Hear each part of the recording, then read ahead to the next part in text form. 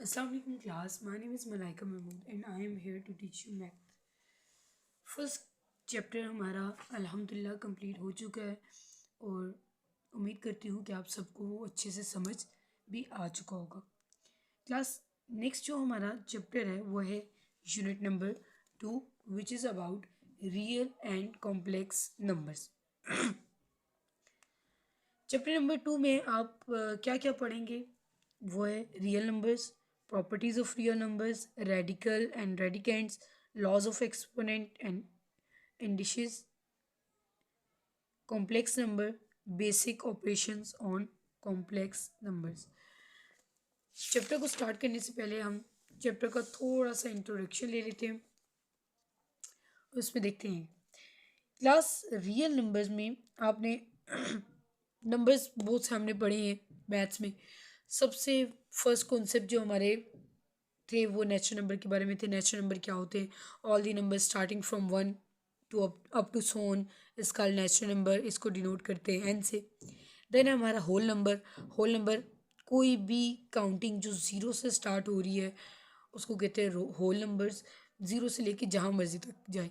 आपको पता है कि काउंटिंग एक ऐसी चीज़ है जो इनफाइनाइट है, काउंटिंग कभी भी ख़त्म नहीं होती। तो होल नंबर्स को डिनोट करते हैं किससे? डब्ल्यू से। देन आ जाता है आपका इंटीजर। इंटीजर क्या होते हैं? तमाम के तमाम पॉजिटिव और negative number including zero. Zero क्या होता है? एक न्यूट्रल नंबर है ना ये पॉजिटिव है ना ये नेगेटिव है। तमाम positive negative number including zero is called integer number और इंटीजर नंबर को किससे डिनोट करते हैं? जेड से। अब set of real number. Set of real number पढ़ने से पहले हम रैशनल और इरेशनल का थोड़ा सा कॉन्सेप्ट समझ लेंगे। All the number of the form p by q. कोई भी नंबर जिसकी फॉर्म पी बाई क्यू हो। पी बाई क्यू का क्या मतलब है? P by q where p and q are integers. Integers यानी कि कोई भी पॉजिटिव या नेगेटिव नंबर हो सकता है पी और q. And q is not equal to zero. Q zero ना हो, पी और क्यू उसके ज़ीरो के अलावा कोई भी नंबर हो सकता है, कोई भी इंटीजर हो सकता है। पॉजिटिव और नेगेटिव दोनों में इसमें आते हैं। Are called rational number. The set of rational number is denoted by Q. Rational number को हम किससे डिनोट करते हैं? क्यू से। नेचुरल नंबर को एन से, होल नंबर को डब्ल्यू से, इंटीजर को जेड से और रैशनल को क्यू से हम डिनोट करते हैं। यहाँ पे आपको क्यू का सेट की फॉर्म दी हुई है p by q such that p and q belong to integer number and q is not equal to zero. Then आपका आ जाता है इरेशनल नंबर। इरेशनल नंबर क्या होते हैं? The numbers which can not be express as the quotient of integer is called are called irrational number. कोई भी numbers जो कोशेंट इंटीजर की कोशेंट पे रिप्रेजेंट नहीं हो सकते उनको कहते हैं integer number. Let's suppose for example the number under root 2, under root 3, under root 5, pi and this e are all irrational numbers. Simple आप ये याद रख लें कि कोई भी कांस्टेंट जिसको कोई फिक्स्ड वैल्यू दी हुई है, जो वैल्यू मजीद सॉल्व नहीं हो रही, जैसे आपके पास पाई है, पाई की एक फिक्स वैल्यू है 3.1414 समथिंग आगे, तो वो क्या है? एक चलती ही हुई नॉन टर्मिनेटिंग वैल्यू है जो आपको दी हुई है। ऐसे ही आपको एक ई की वैल्यू दी हुई है, तो ये ई कांस्टेंट कोई फिक्स्ड कांस्टेंट हो, अंडर रूट के अंदर कोई ऐसा नंबर आ जाए जो मज़ीद सॉल्व ना हो रहा हो, वो तमाम नंबर्स को क्या कहते हैं? Irrational number. क्या बोलते हैं उनको? Irrational number. अब इर्रेशनल नंबर लेट्स सपोज अगर यहाँ पे आ जाए 4, अंडर रूट 4, तो देखिए अंडर रूट 4 एक इर्रेशनल नंबर नहीं है। वजह क्या है इसकी? वजह ये है कि अंडर रूट 4 मज़ीद सॉल्व होता है और वो सॉल्व होकर आपको एक आंसर देगा। वो आपको सॉल्व होकर क्या आंसर देगा? अंडर रूट 4 क्या होता है? 2 का स्क्वायर होता है। जब 2 का स्क्वायर को स्क्वायर रूट से कैंसिल करेंगे तो आपके पास आंसर क्या बच जाएगा? आपके पास आंसर बच जाएगा 2। मैं एक बार तो आपको करके भी दिखा देती हूँ यहाँ पे। लेट्स सपोज ये है अंडर रूट 4, तो अंडर रूट 4 मजीद तो सॉल्व हो रहे हैं ना, स्केयर लूँगी 2 आ जाएगा। अगर आप कैलकुलेटर पे अंडर रूट 5 डालें तो इसकी लंबी सी वैल्यू आती है जो फिक्स्ड वैल्यू है। फिक्स्ड वैल्यू ऐसे कि जब अंडर रूट लेंगे तो हमेशा वही वैल्यू आएगी। अब ऐसी कोई भी वैल्यू हो तो उसको हम बोलते हैं इरेशनल नंबर्स। क्या बोलते हैं? Irrational number. अंडर रूट के अंदर कोई ऐसा नंबर आ जाए जो मज़ीद सॉल्व ना हो रहा हो, पाए कोई कांस्टेंट ई जैसे कांस्टेंट पाए, ये सारे इरेशनल नंबर्स हैं। नेक्स्ट आपका आ जाता है नोट। इस नोट को देखिए क्या लिखा हुआ है। Natural number is a subset of whole number, is a subset of integer, integer is a subset of rational numbers. कैसे? मैं आपको एक मतलब करके दिखाती हूँ। करें तो एन के सारे नंबर्स किस में मौजूद हैं? इसमें। यानी कि एन क्या है? वो सबसेट है डब्ल्यू का। सबसेट कहते हैं कि ये जो सबसेट है ना दूसरे का, सॉरी, इसके सारे एलिमेंट्स इसमें मौजूद हैं। होल नंबर के एलिमेंट क्या है? 0 से लेके 1 2 3 अप टू सोन। तो होल नंबर के सारे एलिमेंट किस में मौजूद हैं? इंटीजर नंबर में। इंटीजर नंबर के सारे एलिमेंट किस में मौजूद हैं? क्यू में। ये बात ये लिखी हुई है। अगर आपको समझ नहीं आई तो दोबारा बता देती हूँ कि नेचुरल नंबर के सारे सारे एलिमेंट किस में हैं? होल में। होल के सारे किस में? इंटीजर में। इंटीजर के सारे एलिमेंट किस में? रैशनल नंबर में। ये मैंने 1/1 इसलिए लिखा है, पी बाई क्यू की फॉर्म में ना, p by q, p by q. Q zero नहीं होना चाहिए, ज़ीरो के अलावा कोई भी नंबर हो तो वो रैशनल ही होता है। अब दूसरी बात देखें, क्यू एंड क्यू प्राइम यानी कि रैशनल और इरेशनल नंबर्स आपस में क्या है? डिसजॉइंट सेट है। डिसजॉइंट सेट ऐसे भी कहते हैं जिनमें कुछ भी कॉमन ना हो। तो आपको पता है रैशनल क्या होता है? P by Q, 1/2, 2/3। और इरेशनल नंबर क्या है? अंडर रूट के अंदर जो मजीद सॉल्व नहीं हो रहा, तो ये बिल्कुल डिसजॉइंट सेट है। दूसरा, for each prime number p and under root p, under root p is an irrational number. कह रहे कोई भी प्राइम नंबर 1 3 5 7 11 जब अंडर रूट के अंदर आ जाता है तो उसको क्या बोलते हैं? एक irrational number. Square root of all positive non square integer are irrational. तमाम के तमाम पॉजिटिव नंबर जो जब अंडर रूट के अंदर आ जाए जो नॉन स्क्वायर है, नॉन स्क्वायर यानी ये जो किसी नंबर का स्क्वायर नहीं बनते, जैसे कि वो सॉरी 2 3 5 7, 7 किसी नंबर का स्क्वायर नहीं है ना।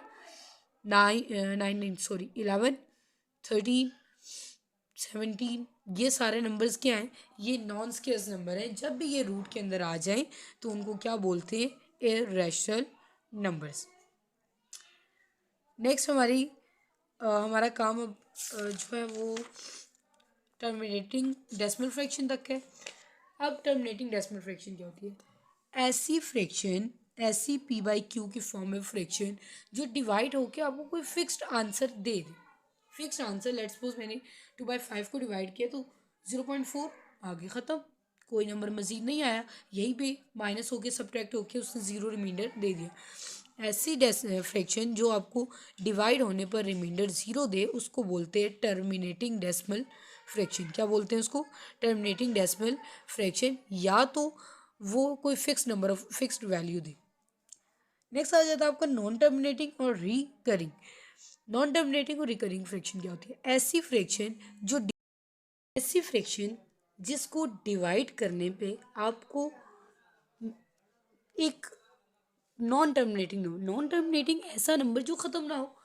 जब आप इन दो नंबर्स को डिवाइड करें, 2 को अंदर रखें, 9 को बाहर रखें, इस फ्रैक्शन को डिवाइड करने के बाद पर आपके पास बार बार बार बार कोई ना कोई नंबर आता जाए और ये ख़त्म ना हो रही हो, मतलब अनलिमिटेड हो जाए इसके नंबर, इनफाइनाइट नंबर्स इस पर आने लग जाए और मज़ीद ख़त्म ना हो। जैसे 2 2 2 2 2 कोई रिपीटेड नंबर आ रहे हो, जैसे 2 2 2, यहाँ पे 3 6 3 6 3 6 नंबर्स बार बार रिपीट हो रहे हैं।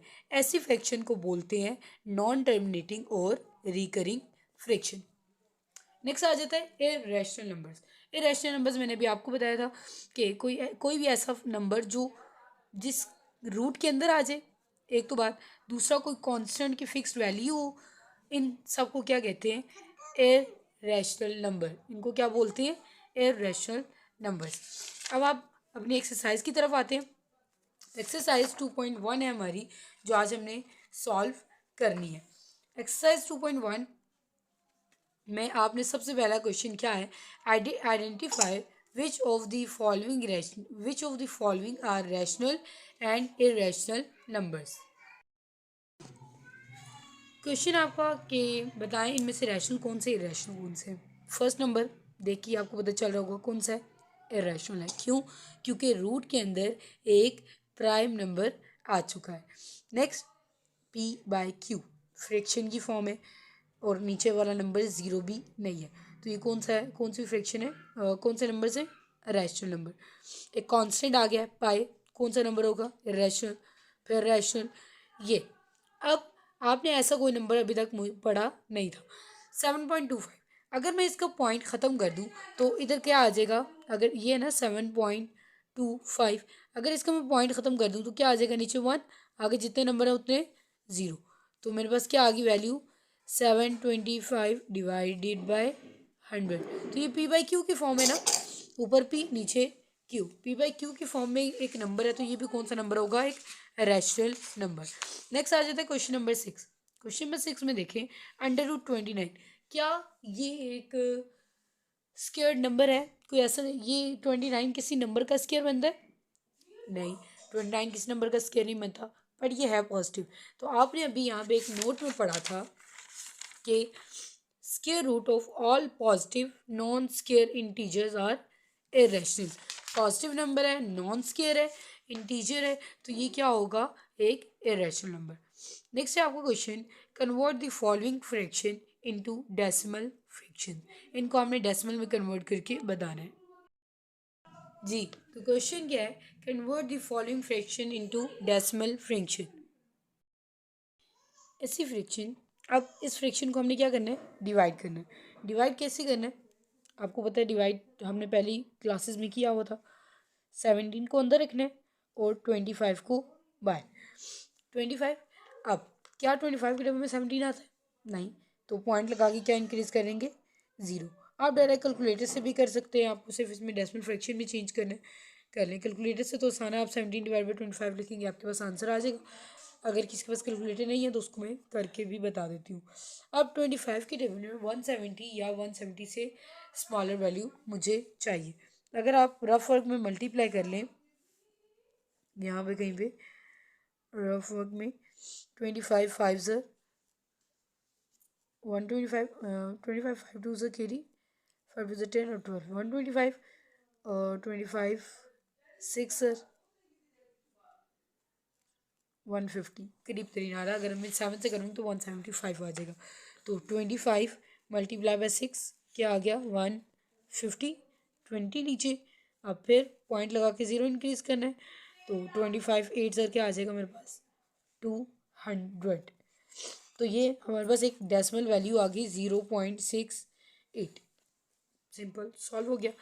नेक्स्ट क्वेश्चन नंबर, इसी का पार्ट 2 है। पार्ट 2 क्वेश्चन क्या है, 19 डिवाइडेड बाय 4। वापस से डिवाइड करना है। डिवाइड कैसे करना है, 19 को अंदर रखना है, ऊपर वाली वैल्यू हमेशा अंदर आती है और नीचे वाली वैल्यू बाहर। अब 4 के टेबल में करीब तरीन 4 4 ज़ा 16, क्या बच गया, 3, पॉइंट लगाया, 0 इंक्रीज किया, डेसिमल में कन्वर्ट करना है ना, तो 4 7 ज़ा 28, 2 बच गया, पॉइंट लगा हुआ है, 0 इंक्रीज किया, 4 5 ज़ा 20। आप देख रहे होंगे कि पहला जो मेरा आंसर आया वो भी कोई फिक्स नंबर्स थे, जो जिसमें रिमाइंडर मेरे पास 0 आ गया था, और ये भी क्वेश्चन है जिसमें रिमाइंडर 0 आ गया। तो अभी मैंने जब आपको पढ़ाया था टर्मिनेटिंग और नॉन टर्मिनेटिंग, तो आप मुझे बताएं कि ये कौन सी फ्रैक्शन है, टर्मिनेटिंग या नॉन टर्मिनेटिंग।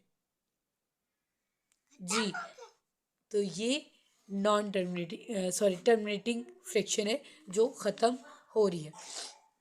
नेक्स्ट हमारा क्वेश्चन आ जाता है, ऐसे ही बकाया सारे क्वेश्चन है, आप इनको कैलकुलेटर से भी सॉल्व कर सकते हैं और बाय हैंड भी कर सकते हैं।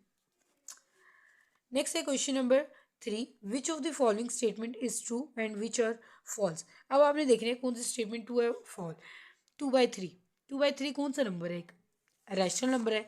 यहाँ पे लिखा हुआ है 2/3 इज एन इरेशनल नंबर, तो ये स्टेटमेंट क्या है, एक फॉल्स स्टेटमेंट है। तो इसके आगे आप छोटा सा क्या लिख दें, F. Next one is pi is an irrational number. Pi, pi एक कांस्टेंट है जिसकी वैल्यू फिक्स्ड है। तो हमने जो पढ़ा था तो उसमें क्या था कि कोई भी कांस्टेंट जिसकी कोई फिक्स्ड वैल्यू हो जो नॉन टर्मिनेटिंग वैल्यू उसको क्या कहते हैं, एक इरेशनल नंबर। तो ये एक ट्रू चीज़ है। नेक्स्ट है 1/9 इज अ टर्मिनेटिंग फ्रैक्शन। अब इसको क्या है, इसको हमें चेक करना पड़ेगा कि वाकई टर्मिनेटिंग फ्रैक्शन है या नहीं। टर्मिनेटिंग का क्या मतलब है कि 1 को अगर 9 से डिवाइड करूँ तो मेरे पास जो आंसर है वो फिक्स नंबर्स में आ जाएगा और रिमाइंडर 0 हो जाएगा। 1 अंदर 9 बार पॉइंट लगा के 0 इंक्रीज, 9 1 ज़र 9, 1 0 9 1 ज़र 9, और ये बार बार 1 आता जा रहा है और ये चलता जा रहा है। तो ये कौन सी फ्रैक्शन है, एक नॉन टर्मिनेटिंग फ्रैक्शन है। जबकि यहाँ पे क्या लिखा हुआ है, टर्मिनेटिंग। तो इसके आगे आप क्या लिख देंगे, फॉल्स, के स्टेटमेंट गलत है। अब नेक्स्ट आ गया 3/4 इज़ आर टर्मिनेटिंग फ्रैक्शन। मुझे चेक करना है कि क्या 3/4 जो है वो कोई टर्मिनेटिंग फ्रैक्शन है या नहीं। तो 3/4, 3 अंदर 4 बार पॉइंट लगाया 0 इंक्रीज, 4 7 ज़र 28, 2 बच गया, माइनस किया इनको दो। अब 4 पॉइंट लगा हुआ 0 इंक्रीज, 4 5 ज़र 20। तो आपके पास एक आंसर क्या आ गया, 0.75। तो ये कौन सी फ्रैक्शन है, टर्मिनेटिंग फ्रैक्शन है, क्योंकि ये ख़त्म हो गई है। तो स्टेटमेंट क्या है, 3/4 इज़ अ टर्मिनेटिंग फ्रैक्शन। तो ये क्या है, एक ट्रू स्टेटमेंट है। Next 4/5 is a recurring fraction. Recurring fraction भी वही चीज़ होती है, 4/5, 4 अंदर 5 बार पॉइंट लगाया 0 इंक्रीज किया, 5 8 ज़र 40। रिकरिंग फ्रैक्शन होती है ऐसी फ्रैक्शन जिसमें पॉइंट के बाद नंबर्स ख़त्म ना हो, चलते रहें चलते रहें। तो यहाँ पे तो आपको नज़र आ रहा है कि रिमाइंडर 0 आ गया, ख़त्म हो गया। तो ये क्या है, रिकरिंग फ्रैक्शन नहीं है, ये नॉन रिकरिंग है या टर्मिनेटिंग फ्रैक्शन है। तो ये स्टेटमेंट क्या होगी आपकी, फॉल्स होगी। नेक्स्ट है हमारे नंबर लाइन। नंबर लाइन पर हमने ये नंबर्स रिप्रेजेंट करने हैं। चलते हैं नेक्स्ट क्वेश्चन की जानिब। जी, तो नंबर लाइन रिप्रेजेंट करने का टाइम आ गया। नंबर लाइन क्या होती है, आपके पास पॉजिटिव और नेगेटिव नंबर एक ही लाइन पर मौजूद होते हैं जिन्हें आपको सॉल्व करके बताना होता है, नंबर लाइन पे रिप्रेजेंट करवाना होता है। अब है 2/3। सबसे पहले हम क्या कर लेंगे, हम 2 को डिवाइड कर लेंगे 3 के साथ। हमारे पास आंसर क्या है, 0.666667। 0.6 का मतलब है कि ये जो आपकी लाइन है वो 0 और 1 के दरमियान में, ठीक। अब आप क्या करेंगे, आपको ये पता चल गया कि ये किन दो नंबर्स के दरमियान आती है, इन दो के दरमियान आ रही है। अब आप एक काम करिए कि नीचे जो भी नंबर है, क्या नंबर है, 3। तो 0 और 1 के दरमियान आप 3 पार्ट्स कर दें। ये 1 पार्ट है, ये 2 पार्ट है, और 3 इक्वल पार्ट्स करें। और उसमें क्योंकि हमारी लाइन इस साइड मूव करी है तो किसको हाईलाइट कर लें, 1 एंड 2। ये आपका 0.66 का पार्ट बन गया। आप इसको ऐसे एरो लगा दें और ऊपर लिख दें 2/3। बात समझ आ गई होगी उम्मीद है। नेक्स्ट क्वेश्चन देखें, हमारे पास नेक्स्ट है 4/5। अब क्या करेंगे, सबसे पहले तो 4/5 को डिवाइड करके लिख लेंगे, 4 divided by 5, the answer will be 0.8। अभी क्योंकि ये -4/5 है तो 0 और -1 के दरमियान होगी। हमें पता चल गया 0 और -1 के दरमियान है। अब आपने नीचे देखना है, नीचे वाला नंबर क्या है, 5, यानी कि आपने कितने पार्ट्स करने हैं, 5 पार्ट्स आपने यहाँ पर करने हैं। 1 2, ये 1 पार्ट, ये 2, ये 3 4 और 5 इक्वल पार्ट्स करें, कोशिश करें कि आपके पार्ट्स इक्वल आए। अब क्योंकि ऊपर नंबर क्या है, 4, तो लाइन किस तरफ मूव करिए, उस साइड। तो आप यहाँ से काउंट करेंगे 1 2 3 4। इस 4 वाले पार्ट को हाईलाइट करें, इसकी लाइन थोड़ी सी बड़ी रख लें और ऊपर लिख दें -4/5। उम्मीद है आपको यहाँ तक समझ आ चुकी होगी। नेक्स्ट है हमारा 1/3/4। अब ये जो 1 होल है ना, ये आपको पता है क्या बता रहा है, ये आपको बता रहा है कि आपका नंबर 1 और 2 के दरमियान में, 1 से आगे और 2 के दरमियान में। तो ये 1 से स्टार्ट हो रहा है, ये 1 और 2। आपको जो भी पॉइंट होगा ना वो इनके दरमियान पे लाई करेगा। अब ये बात आपको पता चल गई होल से कि 1 और 2 के दरमियान है। नीचे देखें 4, मतलब आपने कितने पार्ट्स करने हैं इसके, 4 पार्ट्स करने, 1 4 पार्ट्स करने, 1 2 3 और 4। 4 पार्ट्स हो गए, जिसमें से किसको आपने हाईलाइट करना है, 3 को। तो ये 1 2, ये थर्ड पार्ट है, तो इसको हाईलाइट करें और यहाँ पे लिख दें 1/3/4 ऊपर लगा ले एरो। उम्मीद है यहाँ तक आपको समझ आ चुकी होगी। नंबर लाइन बहुत आसान है, कोई मुश्किल नहीं है, बस एक अच्छे टीचर से आपको समझने की ज़रूरत है। और इसमें कुछ भी ऐसा नहीं है जो ना समझ आने वाला हो। अक्सर बच्चे कह रहे होते हैं हमें नंबर लाइन नहीं आती, हम नंबर लाइन चॉइस पे छोड़ देंगे, तो चॉइस पे छोड़ने वाली चीज़ बिल्कुल भी नहीं है। नेक्स्ट देखिए, होल में क्या आ गया, -2 होल 5/8, मतलब -2 और 3 के दरमियान की चीज़ है, दरमियान में कहीं पॉइंट है। अब उसमें आपने कितने पार्ट्स करने हैं, 8 पार्ट्स करने हैं। तो 1 2 3 4 5 6 7 8। मैं यहाँ पे 3 आगे मूव कर देती हूँ, 3 को थोड़ा सा, इसको -3 कर लेती हूँ कि यहाँ पे मेरा पूरा नहीं आ रहा था जी। तो अब आपने किसको हाईलाइट करना है, लाइन इस तरफ मूव करिए, तो 1 2 3 4 5, इसको हाईलाइट करें और यहाँ पे लिखते हैं -2 होल 5/8, ये आपका पॉइंट आ गया।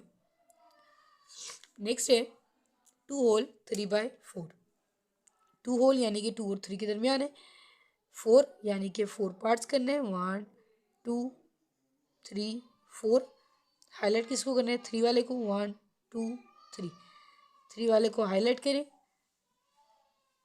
इसकी लाइन थोड़ी सी बड़ी कर लें और यहाँ पे लिखते हैं 2 होल 3/4। उम्मीद है यहाँ तक समझ आ चुकी होगी। नेक्स्ट है आपका लास्ट क्वेश्चन है जो थोड़ा सा कॉन्सेप्चुअल है, आपको कॉन्सेप्ट इसमें क्लियर करने अपने, एंड यू आर डन। √5 को हम ड्रा कर सकते हैं बाय यूजिंग पैथागोरस थ्योरम या राइट एंगल ट्राइंगल, दोनों एक ही चीज़ है। अब अगर आपको भूल गया हो तो मैं याद करवा दूं पैथागोरस थ्योरम क्या था। लेट्स सपोज अगर मैं इसको लेट कर लेती हूँ कि ये ए साइड है, ये बी साइड है और ये सी साइड है। अगर हमने ए साइड फाइंड करनी है तो हमारे पास ये दो साइड्स होना ज़रूरी है। अगर ये दो साइड्स हो तो मैं ए फाइंड कर सकती हूँ। ऐसे ही अगर ये साइड और ये साइड हो तो मैं बी फाइंड कर सकती हूँ। अगर ए और बी साइड हो तो हम सी फाइंड कर सकते हैं। पाइथागोरस थ्योरम कुछ ऐसे होता है, c² = a² प्लस b²। अगर मेरे पास ए और बी की वैल्यूज़ हो और उनका मैं स्केयर लूँ तो मेरे पास सी की वैल्यू आ जाती है। c² क्या आती है, और अगर आपको सी की वैल्यू चाहिए तो आप उसका अंडर रूट भी ले लेते हैं। अब सी हम √5 को कैसे फाइंड कर सकते हैं, हम √5 को बाय यूजिंग ज्योमेट्री फाइंड कर सकते हैं। तो हम यहाँ पे लिखेंगे we can draw √5 by geometrical construction.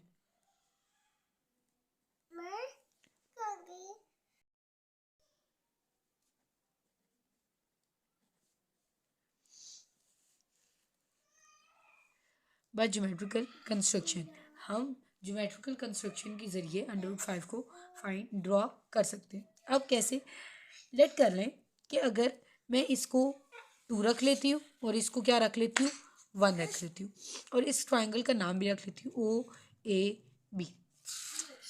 Late OA = 2, OA को मैं 2 लेट कर लेती हूँ और OB को लेट कर, OB मेरे पास आ जाएगा उसके हिसाब से, और AB को लेट कर लेती हूँ 1।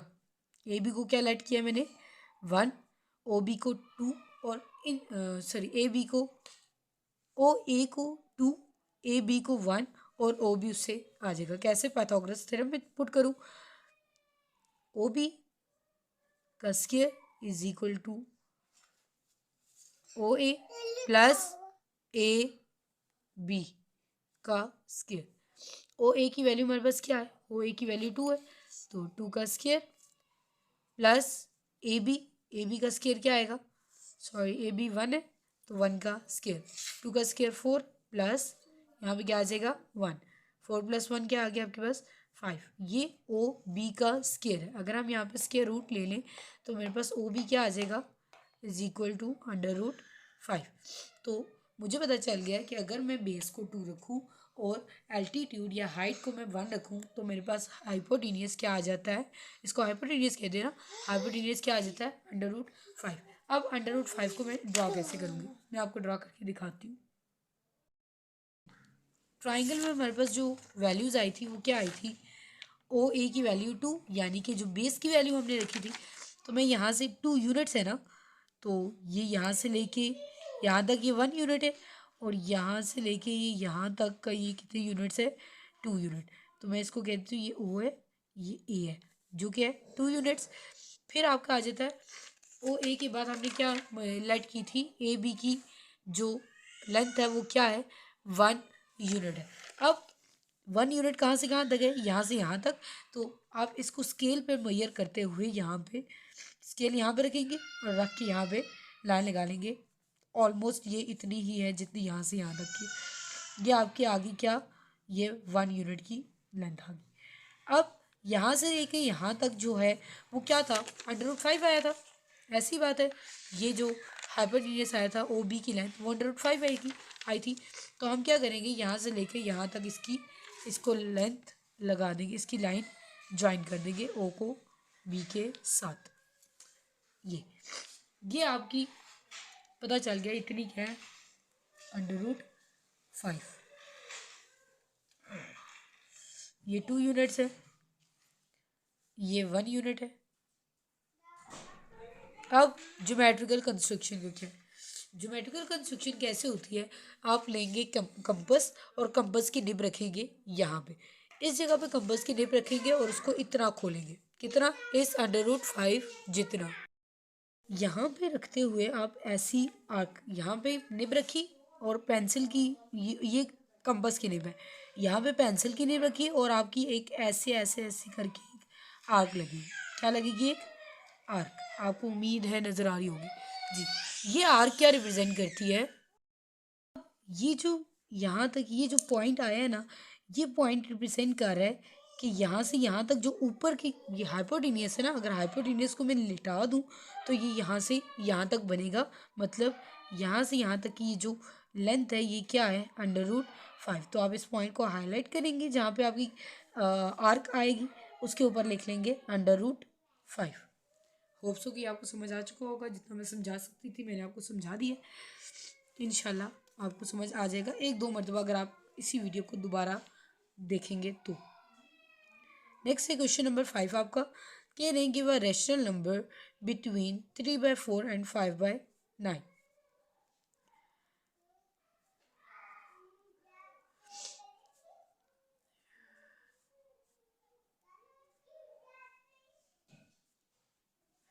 अब मैं अपने स्टूडेंट्स को जिस एग्जांपल से समझाती हूँ मैं उसी से ट्राई करती हूँ कि होप सो आप सबको भी वो एग्जांपल समझ आ दे। देखिए, दो नंबर्स के दरमियान के जब भी हमें नंबर देना होता है, मिड दरमियान यानी कि मिड होता है ये इस तरह। लेट्स सपोज 0 से लेके हमें मिड नंबर चाहिए होता है, लेट्स सपोज 0 से लेके ये 10 तक की वैल्यूज़ है। तो मैं क्या करूँगी, 0 + 10 डिवाइडेड बाय 2, दो हिस्सों में डिवाइड करना है ना, तो आंसर क्या आ जाएगा, 10 डिवाइड बाई 2। आपको पता होगा मिड नंबर क्या है इनके दरमियान का, 5। ऐसे ही मैं कहती हूँ आपको कि 0 से लेके 5 तक के दरमियान का नंबर दे, तो हम क्या करेंगे, 0 + 5 डिवाइड बाई 2, तो इसका मिड क्या आ जाएगा, 2.5। ऐसे ही कोई और नंबर, लेट्स सपोज 0 से 15 तक के नंबर देने, मुझे 0 से लेके 15 तक के नंबर देने, दरमियान का नंबर देना है। तो मैं क्या करूँगी, 0 + 15 डिवाइड बाई 2, 15 डिवाइड बाई 2 आपके पास क्या आ जाता है, 7.5, यानी कि इसका मिड नंबर क्या है, 7.5 है। होप सो आपको ये कॉन्सेप्ट समझ आ चुका होगा। अगर आपको ये चीज़ समझ आ गई है तो आपको क्वेश्चन समझने में कुछ भी मुश्किल नहीं होगी। ये दो रैशनल नंबर है, कह रहे हैं हमें इसके दरमियान का नंबर चाहिए जो खुद भी एक रैशनल नंबर है। अब वो कैसे आएगा, मुझे इसके दरमियान का नंबर चाहिए तो सबसे पहले मैं क्या करूँगी, इनको ऐड करूँगी एंड देन डिवाइड बाय 2। वही सारा काम, दोनों नंबर को ऐड किया डिवाइड बाय 2, रैशनल नंबर है, कोई बात नहीं, दोनों को ऐड करेंगे डिवाइडेड बाय 2 कर देंगे। या कुछ टीचर्स मल्टीप्लाई 1/2 भी करवाते हैं, बिल्कुल सही है, कोई मसला नहीं है। अब क्या आ जाएगा, क्योंकि आपको पता है fractions by using LCM solve होती हैं, एडिशन होती है उनकी। तो 9 और 4 का जब हम एलसीएम लेंगे तो हमारे पास क्या आ जाएगा, 9 और 4 का एलसीएम लें तो 36 आता है। अब 4 के में 36 कब आता है, 4 9 ज़र, तो 3 9 ज़र क्या आ जाएगा, 27 प्लस 9 के जगह 36 क्या आता है, 9 4 ज़र, तो 5 4 ज़र 20 एंड डिवाइड बाई 2 यहीं पर मौजूद है। ऐड किया, क्या आ गया 47 डिवाइडेड बाई 36। इस ये जो डिवाइड में 2 है इसको मैं थोड़ा सा अलग कर लेती हूँ। डिवाइड का मतलब यही है ना 1/2। अब 47 1 ज़र 47 डिवाइडेड बाई 36। या आप ऐसे भी कर सकते हैं कि इस डिवाइड को डिवाइड की लाइन के ऊपर रखें, 47 ऊपर आ जाएगा, 36 मल्टीप्लाई बाई 2 नीचे आ जाएगा, और ये आपका रैशनल नंबर है इन दो नंबर्स के दरमियान का। क्वेश्चन आपका एक्सप्रेस द फॉलोइंग रिकरिंग यानी कि बार बार आने वाले नंबर्स जो हैं, recurring decimals as rational numbers p by q, where p and q are the integers. P by q की फॉर्म में रिप्रेजेंट करें जबकि पी और क्यू दोनों क्या हो, एक इंटीजर हो। सबसे पहले आपको ये बताना चाहिए, अगर हम 0.5 को कन्वर्ट करें, पॉइंट खत्म करो तो क्या आ जाएगा 1, आगे जितने नंबर उतने 0, यानी कि डिनोमिनेटर में आपका क्या आएगा 10। सबसे पहले आप क्या करें, लेट कर लें इसको एक्स। इस बार का मतलब है ये 5 बार बार रिपीट हो रहा है, तो मैं इस बार को हटा लेती हूँ। 0.5 5 5 अप टू सो ऑन, बार बार आता जा रहा है, ये ख़त्म नहीं हो रहा। अब क्या करूँगी, क्योंकि इसके डिनोमिनेटर में क्या है 10 आया, तो मैं लिखूँगी ये इक्वेशन नंबर 1 है, मल्टीप्लाइंग इक्वेशन 1 विद 10। आप हमेशा ऐसे करके चेक करेंगे, नीचे जो भी नंबर आएगा आप उसे से ही मल्टीप्लाई करेंगे। अगर 10 की जगह नीचे 100 आता है डिनोमिनेटर में, तो आप 100 को बोथ साइड मल्टीप्लाई करेंगे। जब x के साथ 10 को मल्टीप्लाई करूँगी तो क्या आ जाएगा 10x, इसके साथ मल्टीप्लाई करूँगी तो क्या आएगा 5.555 अप टू सोन। ये भी चल रहा है, क्योंकि ये चल रहा है तो ज़ाहिर है इससे मल्टीप्लाई होगा, ये भी चलता रहेगा। ये आपके आगे क्वेश्चन नंबर 2। नेक्स्ट आपने क्या करना है, क्योंकि मुझे फ्रैक्शन चाहिए, मुझे पी बाई क्यू के फॉर्म में चाहिए, मैं क्या करूँगी, सब्ट्रैक्टिंग 1 फ्रॉम 2। फ्रॉम 2 लिखने का मतलब ये है कि जो सेकंड वाली इक्वेशन होगी वो पहले आ जाएगी। 10x is equal to 5.555 up to so on, minus second equation ये 0.555 अप टू सो ऑन। जब माइनस करूँगी तो आपके सामने ये 3 5 से कट के 5 से यहाँ पे क्या बच जाएगा 5 इज इक्वल टू 10 में से 1 गए 9x मल्टीप्लाई हो रहा है, सॉरी x के साथ 9 मल्टीप्लाई हो रहा है, 9 वहाँ पे जाके डिवाइड हो जाएगा और आपका आंसर आ गया 5/9। यानी कि ये वो नंबर है जिसको अगर मैं डिवाइड करूँ तो ये 0.5555 ये चलता चलता आ जाएगा। नेक्स्ट क्वेश्चन सी में क्या करना है, आपने सिर्फ और सिर्फ सेम स्टेप्स फॉलो करते हुए इसको करना है 0.13। अब इस 13 के ऊपर बार है, इसका मतलब ये नहीं है कि 3 रिपीट हो रहा है, इसका मतलब है 1 और 3 दोनों बार बार आ रहे हैं। सबसे पहले क्या कर लूँगी, x is equal to 0.13 13 up to so on. Next multiplying, अगर आप इसको रफर में करें 0.13 है ना, पॉइंट ख़त्म करूँगी तो क्या आएगा 1, दो नंबर है यानी कि 2 0, डिनोमिनेटर में क्या आया 100, यानी कि आपने इसको किससे मल्टीप्लाई करना है 100 से।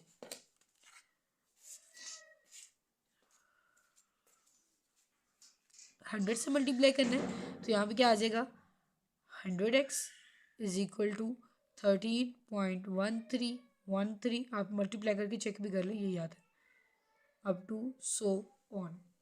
बात समझ आ गई होगी।